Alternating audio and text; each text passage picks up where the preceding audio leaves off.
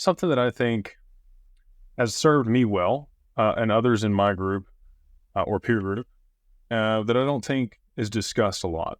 And that is why affluent people purchase expensive items and then the way that they leverage those items in order to get access to certain groups.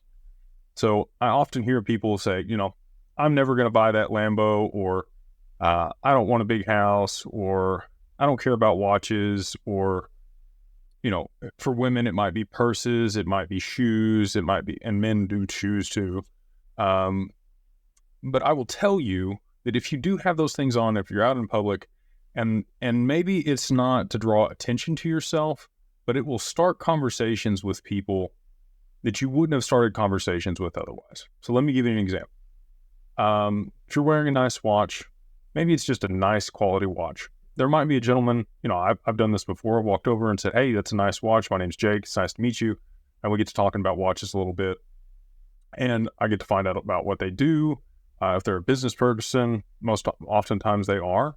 Maybe there's some business we can do together. Maybe there's some other interest or a network connection that they have that could benefit me.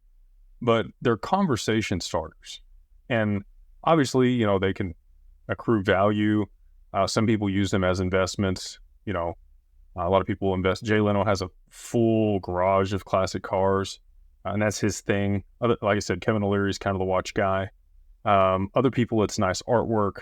There's a lot of different things that people that maybe don't have as much experience with wealth poo-poo on when it comes to the way somebody that has come into a bit more money spends that capital.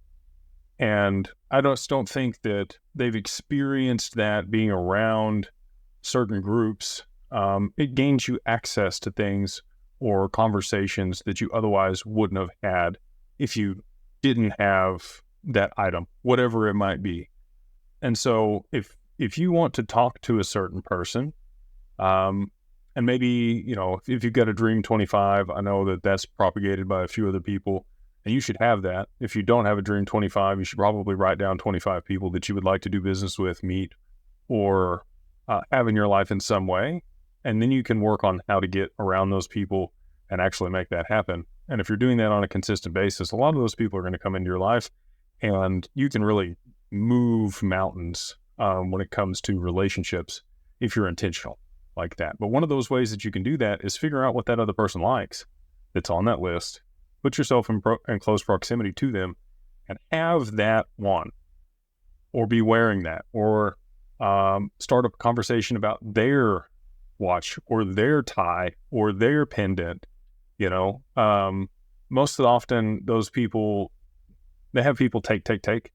And if you can come with value, if you can provide conversation that's separate and different than what most people are going to bring to the table when they address them, then they'll remember you, right? And you can continue to cultivate that relationship over time.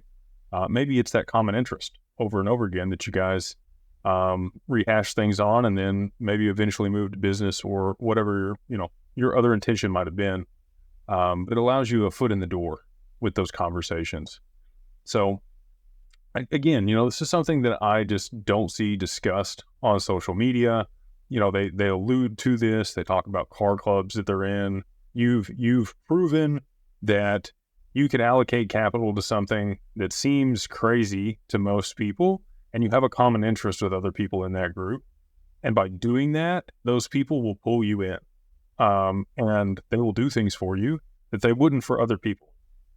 It's about developing genuine relationships and conversations with other people, and oftentimes it takes having a common interest of some kind, and sometimes that's allocating capital to something that is, maybe even more than you're comfortable with doing, but it'll put you in a position to have those conversations and develop that network. So next time you see somebody with a Lamborghini getting gas, don't just go, what a douche, or that guy must have so much money that he doesn't care. It's not that at all. People that have wealth spend it on things that will make them more money. And when you're purchasing items like that, they're going to draw the right people in so that you can do more business and make more money. It's an investment aside from just the value of the asset. It's an investment in relationship capital.